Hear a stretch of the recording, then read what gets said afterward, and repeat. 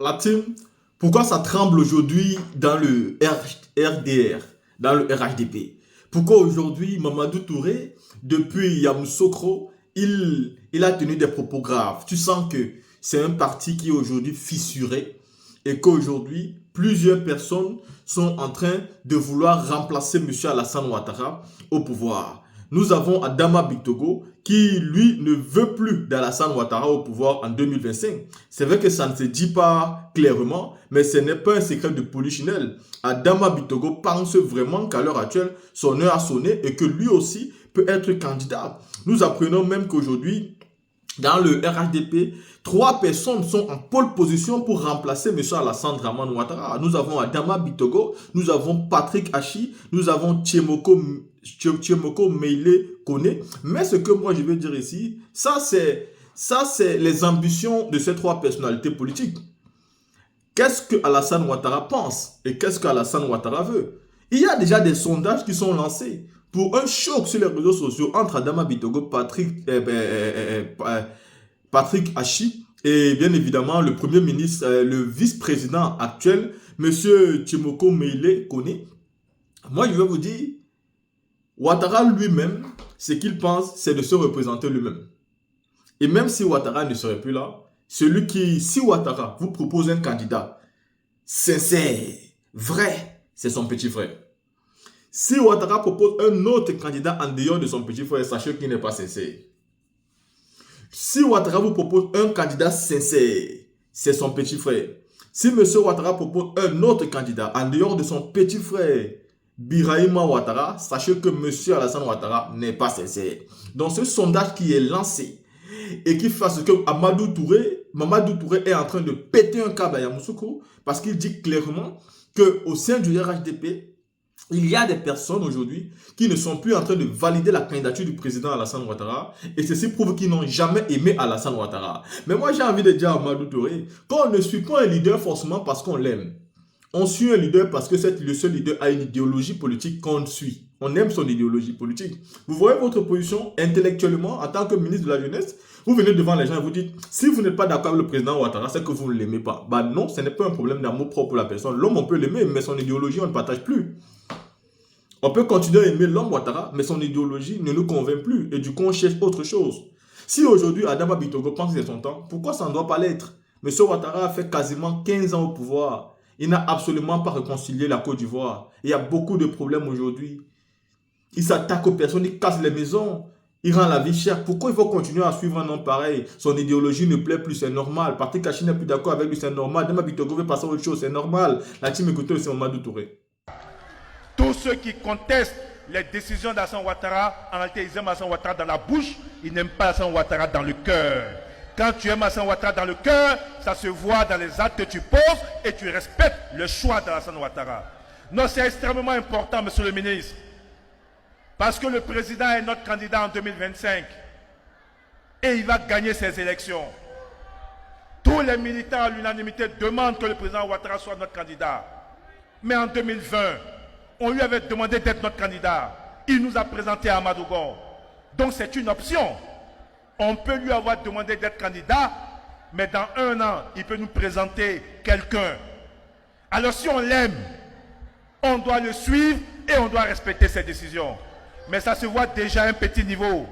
Si à Yamoussoukro, cadre du RHDP, tu es incapable d'accepter le choix du président, qu'est-ce qu'on peut espérer de toi en 2025?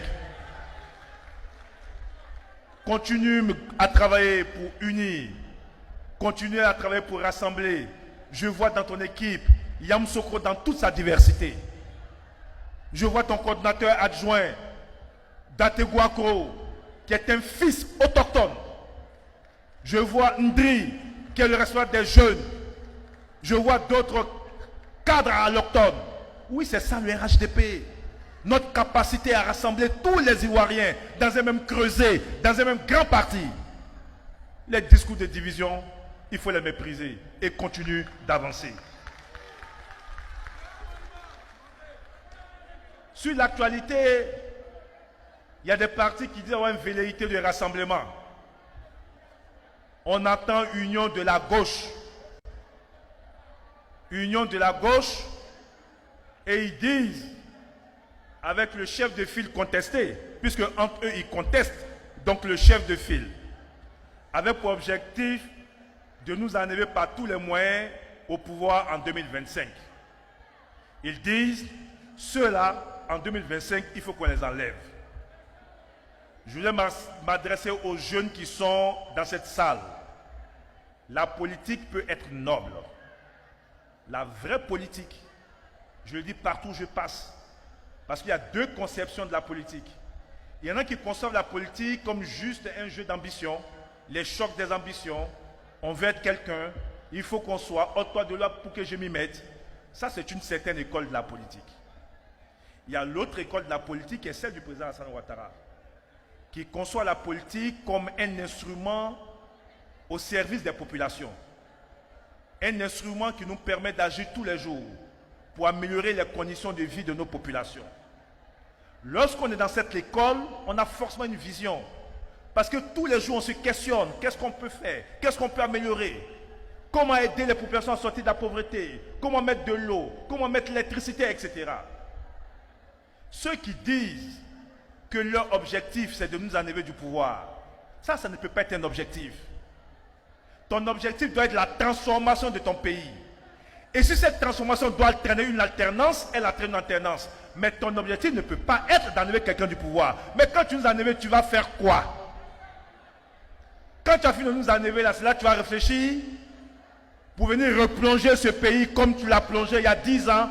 Jamais on ne te laissera nous plonger, nous ramener encore en arrière. Donc ils n'ont pas de vision. C'est la haine pour Alassane Ouattara et pour le RHDP. Ils sont jaloux. Ils sont consumés par leur haine. Ce n'est pas l'union de la gauche, c'est l'union des haineux, l'union des aigris, l'union des jaloux contre les réélections du président Alassane Ouattara. Ensuite, je m'adresse encore aux jeunes. La gauche, là, c'est une signification.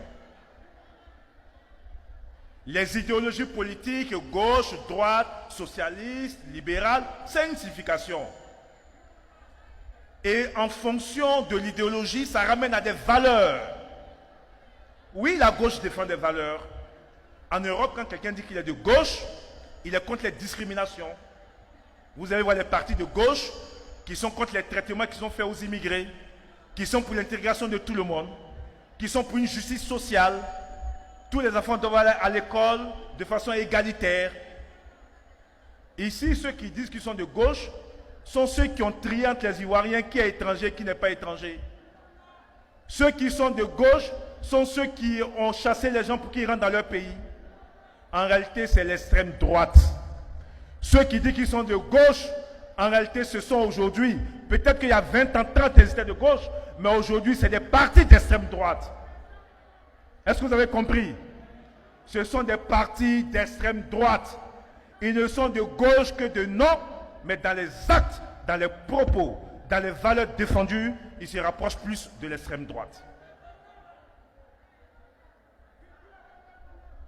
Ok, alors quand j'ai fini de dire ça, il n'y a pas que eux, ils peuvent se réunir. On a fait une démonstration il y a quelques jours. On a fait des élections il y a 8 mois. Vous savez, les élections du conseil régional, ce sont les mêmes électeurs que la présidentielle. Quand on prend l'électorat du conseil régional et on prend l'électorat d'Abidjan, les communes d'Abidjan, on retrouve l'électorat présidentiel. Sur les 2 700 000 personnes qui sont allées voter il y a 8 mois, les Ivoiriens ont donné 1 700 000 voix au RHDP. Les Ivoiriens ont donné 380 000 voix au PDCI sur l'ensemble du territoire national. 149 000 voix ou 139 000 voix au PPACI. 180 000 voix à l'alliance PDCI-PPACI. Toute l'opposition réunie au cours de cette élection intermédiaire n'a représenté que 25% de l'électorat. Là où les RHDP étaient à 65% des électeurs et les indépendants autour de 6% des électeurs. C'est que même si on prenait les indépendants pour leur donner les indépendants, Ils ne sont qu'à 31% des électeurs. Il n'y a pas de miracle en politique. Hein? Au Sénégal, il y a eu alternance parce que lors des élections intermédiaires, la coalition de l'opposition et la coalition au pouvoir sont arrivés coude à coude. Le président Macky Sall a eu la majorité grâce à un député qui a rallié le camp de Macky Sall. Sinon, ils étaient coude à coude. Vous, on est loin derrière vous et vous espérez gagner des élections dans un an. Comment ils vont faire? Comment ils vont faire? Restez donc zen, continuez à vous organiser sur le terrain. Continuez à vous organiser sur le terrain, continuez à faire un maillage du territoire et donnez, comme vous avez promis, 1 million d'électeurs nouveaux au RHDP pour nous permettre de creuser encore donc l'avance que nous aurons en 2025. Monsieur le ministre, je vais terminer mes propos par une autre actualité. Kony en a parlé un peu, c'est toutes les attaques dont le président, le RHDP, etc. fait l'objet. On rentre dans les officines, puisqu'on les a infiltrés. Ils ne savent pas qu'ils sont infiltrés. On a des gens parmi eux. Tout ce qu'ils préparent, tout ce qu'ils planifient, pousser des jeunes à faire des montages vidéo, pour des gabégies, faire ça, tout ça, sur la base du faux. Des gens qui disent qu'ils sont venus pour faire la politique autrement, mais sont ceux qui attisent les jeunes pour faire la politique sale, la politique démagogique, la politique populiste. Les gens doivent sortir de leur ambiguïté. Parce qu'en réalité, certains veulent jouer sur l'ambiguïté. Ils pensent jouer sur l'ambiguïté, sur tous les sujets, pour tromper les gens, voler l'esprit des Ivoiriens. Mais on va les faire sortir de l'ambiguïté. Il faut qu'ils aient une position claire. Il faut qu'ils aient une position claire. Ils ne peuvent pas être perpétuellement dans l'ambiguïté, sur tous les sujets. Et je dis, n'analysez pas seulement les discours, regardez aussi le comportement de leurs collaborateurs. Parce qu'ils disent à leurs collaborateurs d'aller dire ce qu'eux, ils ne peuvent pas dire. Et donc, je dis, le jeu politique a besoin de clarté. Donc, tous ceux qui sont dans l'ambiguïté doivent sortir de l'ambiguïté pour que les Ivoiriens sachent exactement qui est qui va faire quoi, qui peut faire quoi, et qui en connaissance de cause les Ivoiriens puissent choisir. Pour notre part, continuons à rassembler. Monsieur le ministre, continuons à rassembler. Beaucoup de nos frères du PDCI veulent nous rejoindre. Beaucoup de nos frères du PDCI ont commencé à être désillusionnés parce qu'on leur a vendu une photocopie, mais qui n'est même pas une vraie photocopie.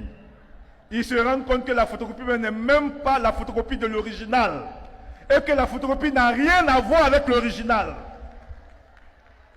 Continuons à ouvrir nos bras, qu'ils reviennent qu'ensemble, fils d'Houphouët-Boigny, nous puissions continuer à avancer dans la consolidation de la construction de ce pays. Aller chercher tous nos frères qui ne sont pas encore au RHDP, qui sont malheureusement encore au PDCI, mais qui se gênent encore, il faut qu'on ait une discussion franche avec eux. La place du PDCI, c'est auprès du président Alassane Ouattara. Je parle du vrai PDCI. Parce que l'histoire retiendra que sous Houphouët-Boigny, tous ceux qui parlent aujourd'hui, nos parents, le président Alassane Ouattara et beaucoup de cadres étaient PDCI. L'histoire retiendra que dans sa volonté de rassembler tous les Ivoiriens, dès 2010-2011, nous étions ensemble jusqu'en 2018. Et nous avons travaillé ensemble jusqu'en 2018 pour rendre ce pays tel qu'il est.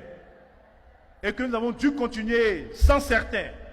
Beaucoup sont restés avec le président Alassane Ouattara pour faire de ce pays ce qui est aujourd'hui. Il n'y a pas d'alternative à ça. Il ne faut pas que les gars viennent nous veiller ici. La photocopie qu'on vous présente, en faisant croire que c'est la photocopie de l'original qui est Alassane Ouattara, en réalité c'est du fake. Ce n'est pas la photocopie d'Alassane Ouattara. Ça n'a rien à voir avec Alassane Ouattara. Les vraies photocopies du président Ouattara sont les cadres qui sont au RHDP et qui travaillent avec lui au quotidien. qui apprennent à travailler avec le président Alassane Ouattara, qui sont à l'école du président Alassane Ouattara et qui sont en train de bâtir depuis 15 années avec le président Alassane Ouattara. C'est ce message de clarification que j'ai voulu donc donner ici à Yamoussoukro et vous demander de travailler toujours pour l'union. Bravo au ministre Yarasouba, bravo pour ton leadership. Tu fais la fierté du président. Continue pour la victoire du RHDP en 2025. Je vous remercie.